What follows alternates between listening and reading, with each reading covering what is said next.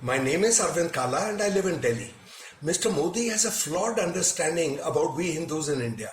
Yes, we are huge in number. We are 1100 million. But we are not all alike as Mr. Modi imagines. We are poles apart. And I'll show that to you. Take North Indians and South Indians. North Indians are Hindus, so are South Indians. They're Hindus too. But the South Indians detest North Indians. They detest them for two reasons. One is they find North Indians extremely aggressive, overbearing, and even violent. The second reason South Indians resent North Indians is North Indians dominate politically because North Indians outnumber South Indians 2-1. Now, democracy is a game of numbers, and because North Indians are huge in number, they dominate politically. So, and the South Indians don't like it. Now, these are Mr. Modi thinks that a common religion can unifies them, but that's not true at all. The South Indians look different from the North Indians. They have a different language. They come from a different racial stock. So why should they be joined together at the hip like Mr. Modi imagines? Now, to talk of difference, now Mr. Modi wants to believe that, and so does Amit Shah, because Hindutva swept them to power earlier. But the point is, past success is no guarantee for future success. And Mr. Modi's Hindutva card has played itself out. He's exhausted it. He's a one-trick pony. That's all he knows. So that's what he keeps doing. But Hindus are very, very different, and they're driven by a huge number of differences. Now let me get into another thing about food habits, different Hindu food habits. Now in North India, where I come from, whether it's Delhi or whether it's UP, whether it's Himachal, Madhya Pradesh, vegetarianism is a very strong part of the Hindu psyche. Hindus of this area, including my own family, they consider meat eating as evil and it's abhorrent to them. But you take 75 million Hindus of West Bengal, they eat fish every day and they eat meat with relish and even beef if they have the money. Same thing with Orissa, same thing with Kerala, same thing with Tamil Nadu, same thing with Goa.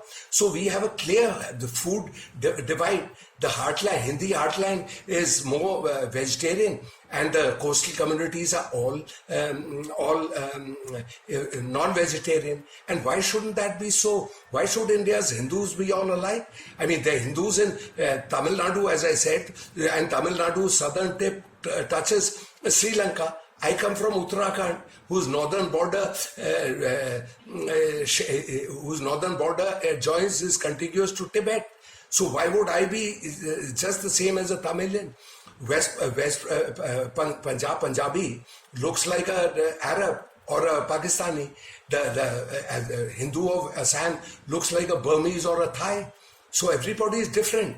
Now, Mr. Modi hopes, he clings to this illusion, he hallucinates that Hindutva will get them together because he'll project himself as the person who's going to save Hindus from imminent disaster.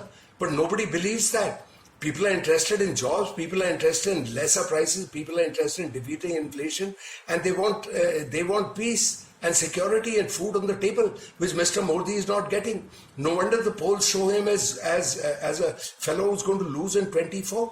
We are going to know that in 6 months from now when several states go to the polls. So this Hindutva card just doesn't work.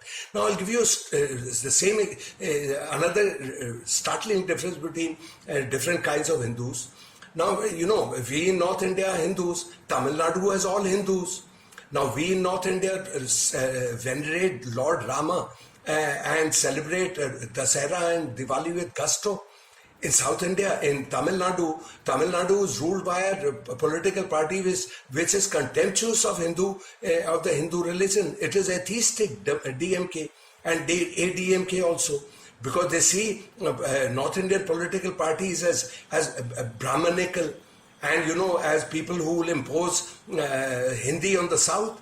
And perhaps partly that's true also. The BJP's big boss is supposed to be the RSS, and all the chiefs of the RSS have been Brahmins except for one.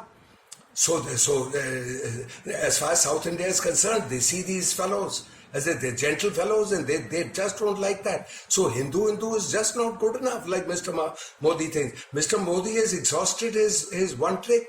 and I think he's heading for a election catastrophe.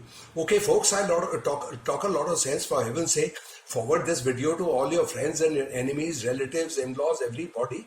And there's a red button below. Please press that, become a subscriber, and praise me to the world at large. Thank you very much indeed.